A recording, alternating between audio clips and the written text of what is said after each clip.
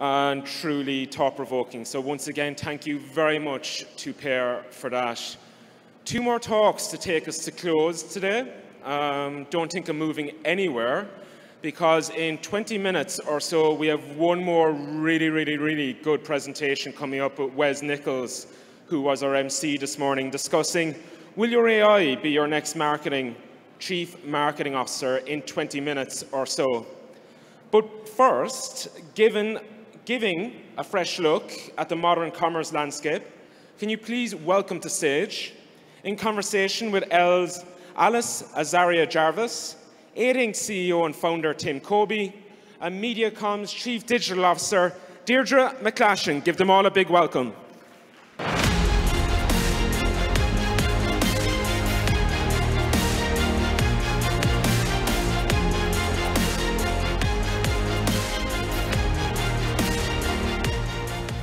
Hello Web Summit. It's fantastic to be here on the final day of what has been a truly incredible event. And I'm thrilled to be joined by such distinguished panelists as well. I wonder if we could start with a few introductions. Could you each tell us a little bit about yourselves and the work you do? Deirdre, you go first. Sure. Hi, I'm Deirdre McGlashan. I'm the Global Chief Digital Officer at MediaCom. And I guess my job there is to help make sure we're using the best of interactivity and technology to help our clients deliver the business outcomes that they want.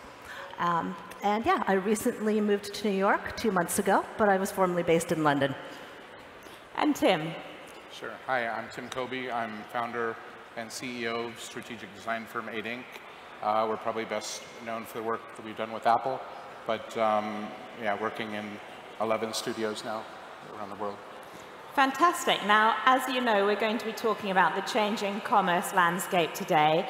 You can submit your questions via the Slido application, and we will turn to those at the end. But first off, big question, digital versus bricks and mortar. E-commerce accounts for around 13% of retail sales in the US. It's more in Europe. Which way should brands be weighting their priorities? You both have interesting views on this, so Tim, why don't you start us off? Yeah, I think you know, from at least our perspective, it's sort of an old notion, this polar condition between bricks and mortar and digital. We see basically what historically has been for the last few years discussion around omni-channel type of retail. We see a shift going to today what we call mono-channel. If I ask for a show of hands, who is here that doesn't have a digital device in their pocket? There's probably no one, right? So the idea that we can be in a space physically and virtually simultaneously is where I think some of the most interesting retail work is being done. And Deirdre, do you agree with that? Completely. I think one of the things we were chatting about when we met yesterday was the idea of when you think about commerce in the modern world, it's not the old way we used to think about it as media driving to store and then a transaction being a payment in a delivery system right there. If you decouple all of those and look at them individually, you're going to come up with very different solutions. From a media standpoint, if we have billions of impressions out there, and in this digital world, all media is interactive. So there are actually billions of storefronts into your store. It's just not taken up, it's not become ubiquitous yet, but I don't know why. In 2011, we were working with a client, ASOS, building shoppable videos. It's 2011, it's 2018 now, and I struggle to think of any more real examples. And then stores themselves are media opportunities. I'll let you talk about transaction because you've got some great examples. Yeah. But if you think about the Amazon stores, 4.4, I think it's 4 stars and above stores, they're curated by the algorithm. The Amazon bookstores in major cities in the US are also curated by the algorithm. The books that are there, people like these books, people have liked these products. So the question I have is it really a store, or is it just a giant life-size carousel ad unit for people to wander through? Right, so it's about sort of maximizing those touch points. So if we kind of see digital versus bricks and mortar as a false dichotomy and that we should be kind of taking a more holistic approach, how can we move towards that? How can we make the experience more seamless? What needs to be done in terms of pay and delivery? Tim, what are your thoughts? Mm-hmm. Yeah, I think there's some interesting work that Scott Galloway has done around what he calls new algorithm of value. And what that talks about is the most successful companies are ones who have the most receptors, and those receptors can be physical or digital touch points. But with those receptors, you're able to garner intelligence. And again, it's not data just for data's sake, but it's understanding contextual relationships to behaviors so that you're able to optimize your product in the best way. You know, the old notion that whenever you do a Google search, Google gets smarter. That's a highly competitive advantage when you look at retail today. And then if you think about, oh, sorry to interrupt. No, but if you think about in China, they've really cracked that frictionless with Alipay and WeChat Pay.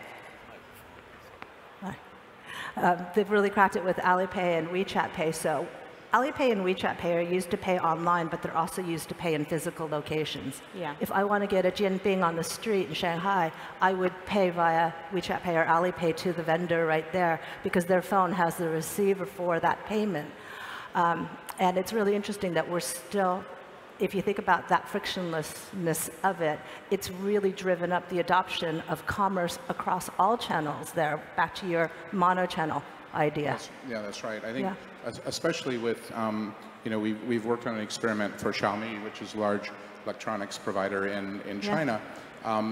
In taking a traditional retail deployment, you would have a 200 square meter space and put 200 SKUs on the floor and do your retail. But by engaging both physical and digital channel with that, we can now turn that into 2,000 product presentations and be able to do it in a way where every point along the journey that the customer has, you're able to understand elements that are going to inform the experience, make the experience better. Ultimately, the best retail, the retail that survives, is the retail that has the most relevance and offers the greatest experience for people. You mentioned the word experience a few times there, and I'd like to just hone in on that. We hear a lot of talk about the experience economy. Millennials supposedly want to spend money on experiences rather than possessions. How can retailers then use that to their advantage? Can you talk to the idea of the shop or shopping as an experience? You did a lot of work with Apple in that regard. Yeah, I think, you know, the idea that companies are focusing on the human outcomes first is where the business outcomes tend to deliver. And if you're structuring any type of successful experience, there are two elements that we consider probably the most important. The first is look at differentiation. And the idea of emulating your competition is the easiest way to make somebody else the leader in the category. Right. So what you need to work on is looking at differentiation of that experience. And I think, as in the previous presentation, looking at where the emotional connections to drive a relationship with that brand can occur. And I think also it's a fallacy to think that you deliver those experiences in a single channel. So when you think about what is the experience of shopping, let's say shopping for makeup, what holds you and me back from buying makeup we've never tried on before? Whether or not it's the right color for us, right? Quite. So then we tend to think, oh, I have to go to the store to try it on. But if I'm Sephora, who's done a brilliant job with their app, they think, oh, well, these women need to try on their lipstick, so I'm going to build that into the AR of the app so that they can try on all the colors in the company of their own home, and then they can order online if they want to, or they can go to the store if they want to. And it's that thinking about what are the decision points, what are the experiences that need to happen, and how can you deliver it with no preconceived notion of how to do it that gets you to a real mono-channel way of selling. So further to that, how else do you see AR and VR impacting the retail experience? If you look at what Nike and Adidas have done, they've done some really super fun limited edition sellout sales, and I think they've taken quite a little bit of a cue from China, where they all have had limited editions sell out in 30 seconds, like significant volume. But let's see, Adi recently at ComplexCon, they did the shop the drop. And so you scanned your code at ComplexCon, and then you got a code telling you when it was ready, or when the experience was ready. You would go to a location, and via AR, you would have an experience where you'd see the limited edition trainers. You'd be able to buy them. You'd be able to get them right there. Right. Nike did something similar with, I think, Air Jordan 3s, where they had, I think it was an AR experience once again, and the people could buy the limited edition. I think they used Snapchat for it. And so via Snapchat, they could see the trainer, purchase it right away, and then the delivery was handled, the delivery infrastructure was handled by dark store. And so they would just go to a locker 20 minutes later and have that customized shoe ready and waiting for them. And that, the delivery mechanism, I think, is fascinating. As you were talking about your Huawei store, 200 units versus 2,000 units. I think you said yesterday, if I'm buying a phone, I want to take it home because I want to show it off. But I'm buying an air filter, probably don't mind if it meets me at home, even if I had to go to the store to buy it. Right. That's right, yeah.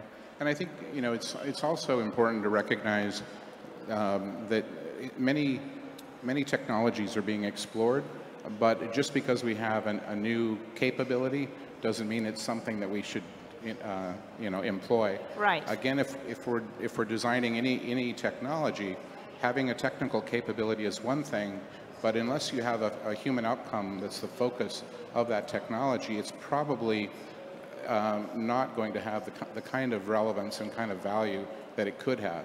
And so where VR became a capability we had, I think we're still struggling to find legitimate applications for that, even though there are many experimentation.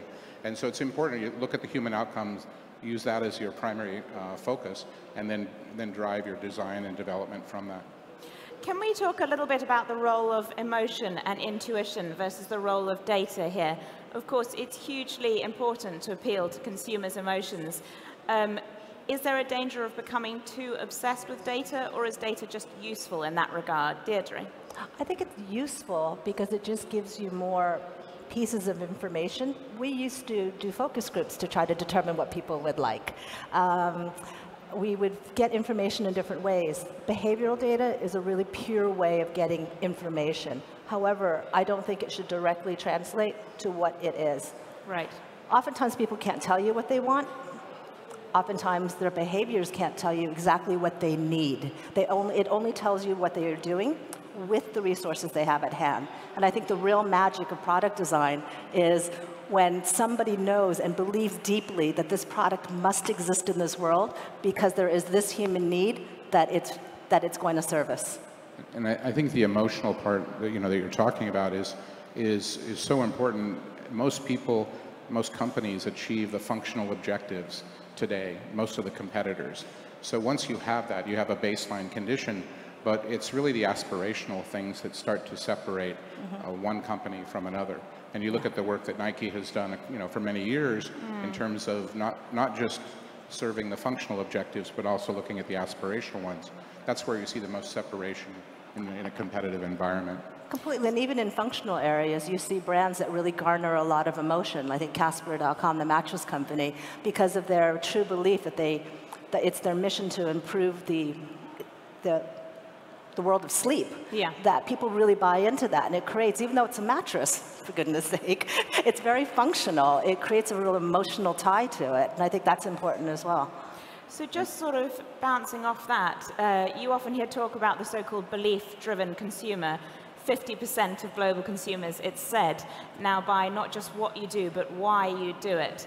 And so you're increasingly seeing brands align with ethical positions. What do you make of that, and how can it continue to evolve? Tim? Yeah, I think you see this with many successful companies as well as successful new businesses, where the values that they stand for are very high in terms of the things that they communicate in the experience with the brand. So making sure that people understand your value system and the experience you have with it enables a deeper connection. And we're seeing more and more the types of people that are engaging in those brands are the ones who are driving much of the other decisions, in a broader economy. So if marketeers have been very obsessed with the idea of millennials, using it almost as a sort of byword for young people for years, we're now starting to see Generation Z seeing their voices heard. How do you expect them to change the commerce landscape? Deirdre, let's come to you, and then Tim. I think, first of all, their expectations are going to be different than our expectations. They expect things to be frictionless. They really do expect things to be easy. They, I was telling Tim backstage, I just found out that Camden Market in London now accepts WeChat Pay. Right. And that's because their Chinese consumers were like, you don't accept WeChat Pay? And as Tim said, well, of course they should. And I find it kind of funny because that's, yeah, like I said, that's what they're expecting. They're expecting just to be able to use their phone to be able to buy anything they want. Kids these days expect things on demand, like Uber as well. And I think that expectation that payment or commerce isn't a thing. It's almost a byproduct of getting something. It's like, I want that. It's not even a transaction. It's just a byproduct. It just has to happen so I can have that. So make it easy. And we've done some work with universities and looking at Gen Z type of profiles. What's particularly interesting is most of us in the room today are talking about technology from a world where we had it, it didn't exist to where it exists today. Gen Z isn't in that situation. It's just always existed. And so when we look at designing universities and what are the new types of education tools, much of what we think is fascinating about technology today, Gen Z just completely takes for granted. Right. They see it as oxygen. There's nothing special about it. And so they're very interested in analog things, and we see a lot of interest in a different perspective, because it's not going from a former state to a future state. Technology has just been omnipresent through their entire lives. So it's a given for them. It's a given, yeah. Exactly, and in that case where they find analog more interesting, well, that makes, once again, physical locations much more interesting to be, and as I said, to act as media. Which brings us very nicely to one of the Slido questions, actually, because I do want to make sure we get time for them. Sure. How do you see the future of shopping malls in this context? There's a question there. That's very interesting. Tim, if you were designing a shopping mall from scratch today, what would it look like, and what would it feel like? Yeah, I think it's an interesting question, because in my mind, the evolution of showrooms and retail and commerce has started to merge together. So in the example I gave earlier with Xiaomi, the idea that you can go into the space and do the transaction and direct whether you're collecting or whether you're sending the materials that you're purchasing away is a compound version of both digital and physical experience. And I think that when you look at more shopping centers today, you're going to see a much higher level of integration between those two things. Again, it's moving from the multiple verticals, different channels, to a mono-channel type experience. I think Made.com is a great example of that, the furniture store. Their showrooms, their stores are basically showrooms. You go in there, you can check out the furniture, you can do anything but walk out with it. And when you decide to purchase, you go to an iPad and you go to Made.com and you purchase on that iPad as if you were sitting at home on your own sofa purchasing. There's no in-store version of it. It is simply their e-commerce site. It's one streamlined model. There's another one here that's very interesting. Will e-commerce and product customization decrease unnecessary mass production and waste? That's talking of the belief-driven consumer, then, ethical concerns about sustainability are front and center of many people's minds. Do you see customization changing that game? Tim? Yeah, I think, if you look at what the optimization should provide is the ability to get more things on demand, to get more things within proximity between the source and the consumer. And I think that this is where, I think earlier there was a question about Amazon as well, this notion that the merchandise has to travel so far is not an ideal model. And so when you start to look at proximity as part of that conversation, the ability to personalize as well as to distribute the product in close proximity to the customer is becoming more and more valuable. And I think it's an interesting question. I think we all hope that it does, but the production has to get to a point where it is cost effective for the producer. And I think you need to look at other technologies around that, also in terms of proximity from delivery, as you said. So when 3D printing becomes more ubiquitous and the price points become lower, I think that would really help with that, because then it can be printed on the spot, closer, so less carbon emissions, but also less wastage, because it's printed to order. Right now, those costs are too prohibitive for it to be at a mass scale. And just one more of these Slido questions. how do the innovations that we are discussing, how do they apply to food delivery? That's a bit of a curveball. I'd love to hear your thoughts. Okay, well, I think food delivery, I think, is one of the more interesting ones. When I was living in China in 2009, 2010, clearly this company existed before me. But when I was there, I was so excited about this company called Sherpa.com. And it was a delivery system. I could order from any restaurant, practically any restaurant in Shanghai, including quite fancy ones, not just the little noodle joint around the corner, but like a Hakkasan level type food, and I could have it delivered for a couple of RMB. I found that super exciting because it was a third-party company that brokered between the restaurant and the consumer. Went back to London, and there was nothing like that. I'm like, that was genius. Why isn't it here? Well, now we do have the Deliveroos, the Uber Eats, but that disintermediation of the delivery mechanism, the payment and the delivery mechanism from the vendor and the end consumer is the new innovation, because then you have ubiquitous payment. I don't have to have a payment set up with every restaurant I want to eat at. I can order it. It's frictionless. It's so easy to use Seamless or Deliveroo, any restaurant, and it's there in 30 minutes. So I think what we've been talking about in terms of how would you approach the different areas, they've really cracked in food delivery in many major cities. And I think food also is you know, it's being designed in a way that everyone can play, that everyone can participate.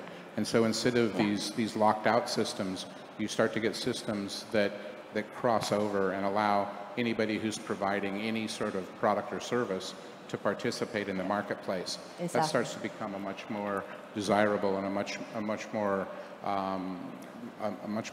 sort of equalizing type of condition if you can achieve that. So before we wrap up, I've got one last question for both of you. What are you most excited about that's happening in this sphere today? What do you anticipate we're going to be talking about in a few years' time? Deirdre, let's start with you. That's a good one. I think we're going to be talking in a few years' time, I think, more about how, I think we are going to be talking about more how technology enables experiences. I think that is an area that we continue to want to go towards, but I don't think all the experiences will necessarily be entertainment experiences. I think a lot of them will be utility experiences as well. And by utility experience, what sort of thing do you mean?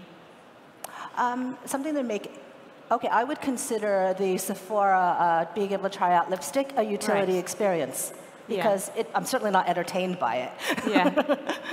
Yeah. And Tim, what about you?